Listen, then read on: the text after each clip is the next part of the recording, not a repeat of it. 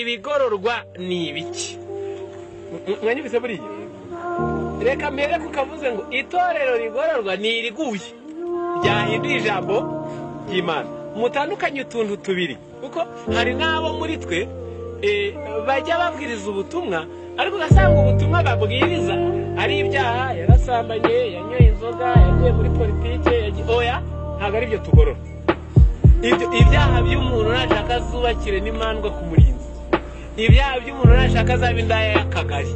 ntabwo ibyo bituma itorero riba sinzi n'ibice mucyumvise kugwa kw'itorero si ibyaha by'abarigize ni uguhindura ihame buriya ntabwo basigaye ntaki baratondeka batese n'akawe ntiyambuye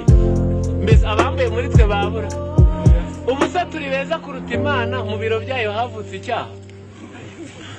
Satani avuka he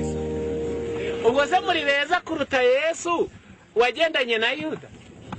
ari umugambanyi kandi nawe abagwa mu ntumwa 12 ubwo se muzaruta Yesu wagendanye na Petero afite inkota izatema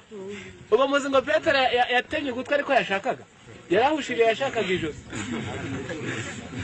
bamuhushishije yashakaga igikana arangije afata ugutwi ubwo rero uzatuvuga ngo nabo habamwe abanyabyaha barimo ahubwo nta nibo twanatumwe ngo bagenze ute bazi ubwo mubyikuremo hatazagira uwibwira ngo twabonye abanyabyaha ngo turasohoka ibihamya by'abaka bajya babisoma ngo hari abajya bavuga ngo bigire kurema itsinda ngo ry'abera ngo ritarimwo abanyabyaha ntabwo twaje kurema itsinda ry'abera ahubwo muna abanyabyaha barahari niriya bagenje ute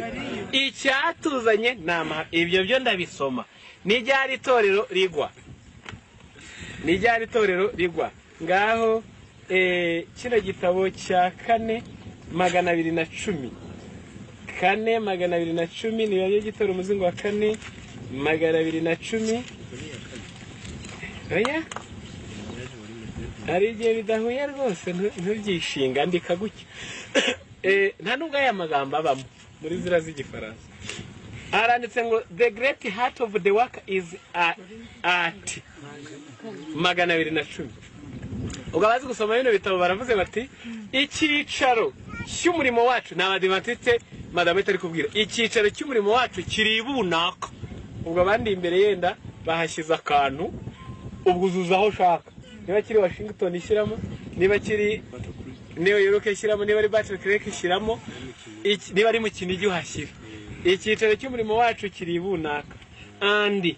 as the human heart flows its living current of the blood into all parts of the body so does the management at this place the headquarters of our church affect the whole body of believers nubango kandi nk'uko umutima w'umuntu uyu w'inyama ngo wohereza ubugingo hirya no hino mu bice byose by'umubiri ubugingo bavuga n'iki n'amaraso niko imikorere yo ku cyicaro cy'umurimo wacu kimeze ibukuru ku cyicaro cy'umurimo wacu hagize icyo hatwaye buri mwizera wese ibukuru ku cyicaro the headquarters of our church affect the whole body of believers ibukuru ku cyicaro cy'umurimo wacu w'itorero ryacu handuje buri mwizera wese hepfo